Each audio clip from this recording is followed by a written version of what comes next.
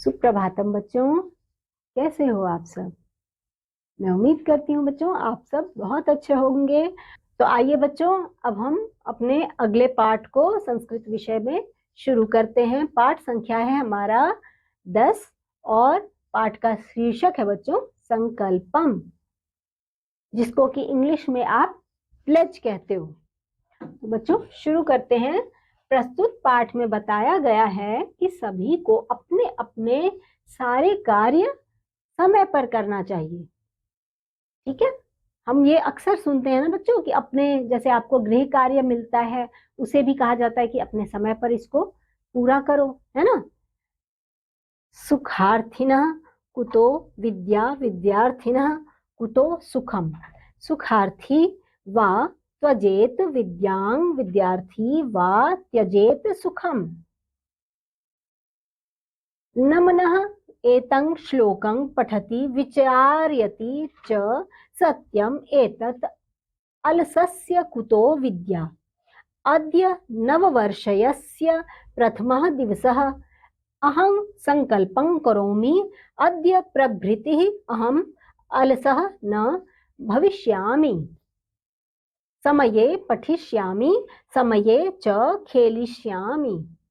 बच्चों मैं इसे आपको समझा के बता रही हूँ कि इसमें क्या कहा जा रहा है। इस श्लोक के अंदर तो यहाँ पर कहा जा रहा है कि सुख चाहने वाले को विद्या कहाँ और विद्या चाहने वालों को सुख कहाँ प्राप्त होता है ना। इसलिए सुख चाहने वालों को विद्या त्याग देनी चाहिए। यानी कि अगर किसी को मात्र सुख की ही कामना है तो उसे विद्या त्याग देनी चाहिए, और जिसे विद्या की चाहत है कि मुझे विद्या प्राप्त करनी है उसे अपने सुख को त्याग देना चाहिए, तभी वो विद्या अर्जित कर पाएगा, है ना बच्चों।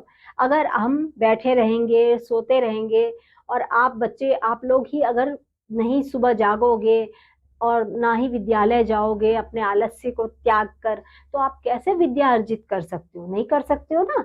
तो इसीलिए ये कहा जा रहा है कि सुख चाहने वाले को विद्या कहाँ, यानी कि अगर जो बच्चा सोता रहेगा, बोलेगा नहीं मुझे स्कूल नहीं जाना, मुझे पढ़ाई नहीं करनी, तो विद्या अर्जित नहीं कर सकता, है ना। इसलिए सुख चाहने वाले को विद्या त्याग देनी चाहिए और विद्या चाहने वाले को सुख का त्याग कर देना चाहिए। यहाँ पर एक बालक की बात हो रही बच्चों, नमन के बारे में। नमन यह श्लोक पढ़ता है और सोचता है यह सत्य है, आलसी को विद्या नहीं प्राप्त होती है। आज इस नए साल का पहला दिन है, मैं प्रण करता हूँ आज से मैं आलसी नहीं बनूंगा। ये कौन बोल रहा है? नमन बोल रहा है। आज से मैं आलसी नहीं बनूंगा, समय पर पढ़ूंगा और समय पर खेलूंगा। बच्चों आप सब जानते हो जब नया वर्ष शुरू होता है तो हम कई तरह से प्रण लेते हैं। कोई बच्चा बोलता है कि मैं इस साल ये करूंगा, मैं इस साल वो करूंगा, अलग अलग तरह से हम प्रण लेते हैं।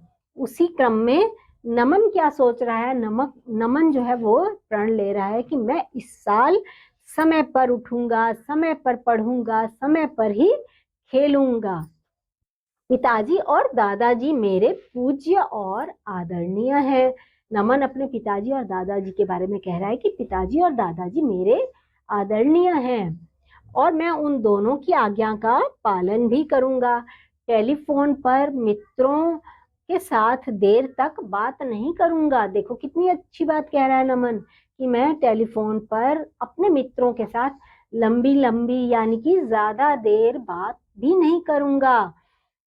शीघ्र पकने वाले भोजन यानी कि जंक फूड, आजकल आप देखते हो ना जगह जगह पर आपको क्या मिलता है खाने को? जंक फूड बच्चों, जो आप देखते हो कि मोमोज और चाउमीन वगैरह, उसकी बात कर रहा है नमन कि मैं जल्दी पकने वाले भोजन जो है जंक फूड, मैं उन्हें भी नहीं खाऊंगा।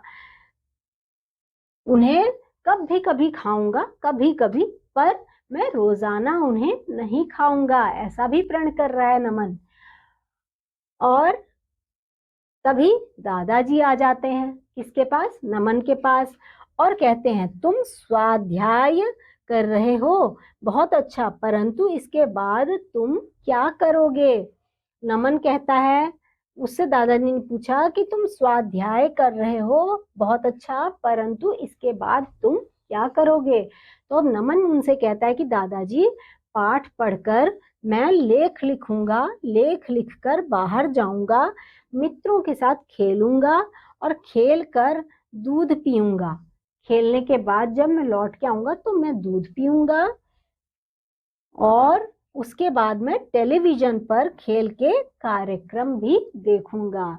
ऐसे ही आप लोग भी करते हो ना बच्चों, समय पर खेलने भी जाते हो और खेल कर जब लौटते हो तो आप घर आकर दूध भी पीते हो, क्योंकि बच्चों को दूध पीना भी आवश्यक है।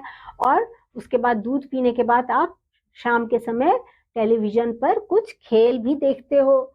जब पिताजी आएंगे तब खाना खाऊंगा, खाना खाकर छुटा हुआ अभ्यास कार्य करूंगा, फिर सोने के लिए जाऊंगा। अब देखो आगे कह रहा है नमन कि मैं जब पिताजी आएंगे तब मैं खाना खाऊंगा। पिताजी के आने के बाद साथ में ही खाना खाता है, तो पिताजी आएंगे तो मैं खाना खाऊंगा और खाना खाने के बाद में जो मेरा बाकी का अभ्यास कार्य है, जो उसका गृह कार्य उसको मिला था, उसमें से यदि अभ्यास कार्य कुछ बचा हुआ होगा तो मैं वो पूरा करूंगा और उसके बाद में सोने के लिए जाऊंगा। ऐसा बोल रहा है नमन। क्या तुम्हें याद नहीं है कि आज शनिवार है, तुम्हारे पिताजी मुंबई शहर गए हैं? हाँ। नमन क्या कहता है? नमन कहता है कि हाँ, मुझे याद आया, वह रविवार को आएंगे, कल रविवार है। अब नमन आगे कह रहा है, अब नमन सब कार्य अपने संकल्प के अनुसार नियम पूर्वक करता है। ठीक समय पर वह विद्यालय जाता है, नियम से गृह कार्य करता है, संतुलित भोजन खाता है, वह रोजाना व्यायाम, जो व्यायाम होती है ना बच्चों, वो भी करता है नमन। और योगाभ्यास, जो आपके स्कूल में भी योगा के जो शिक्षक होंगे वह करवाते होंगे ना बच्चों, ऐसे करो योगाभ्यास, वो भी करता है नमन। और इस प्रकार वह पूरी तरह से स्वाध्याय तथा स्वास्थ्य की रक्षा करता है बच्चों। और नमन की दिनचर्या को देखकर दादाजी बहुत खुश हुए और नमन की दिनचर्या देखकर दादाजी बहुत खुश हो जाते हैं और वह पोते से कहते हैं, दादाजी का पोता कौन है बच्चों? नमन। तो अपने पोते से दादाजी क्या कहते हैं? कहते हैं कि पुत्र, आज मैं खुश हूं, सफल हो, नया वर्ष शुभ हो। वो उसको आशीर्वाद देते हैं नमन को कि मैं बहुत खुश हूं और तुम खूब सफल हो और तुम्हारा नया वर्ष जो आज से शुरू हुआ है वो शुभ हो। ऐसा आशीर्वाद देते हैं अपने पोते को। और नमन क्या कहता है फिर? नमन अपने दादाजी को कहता है, धन्यवाद दादाजी, आपको भी नया वर्ष बहुत बहुत शुभ हो। तो बच्चों, आज हमने इस वाले पाठ में क्या देखा? हमने संकल्प की बात करी।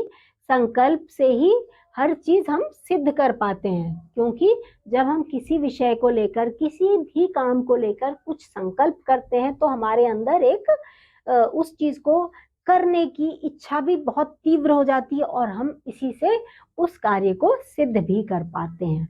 और हमारे अंदर वो लगन भी होनी बहुत जरूरी है बच्चों, जो हमने संकल्प करते वक्त अपने मन में रखी थी।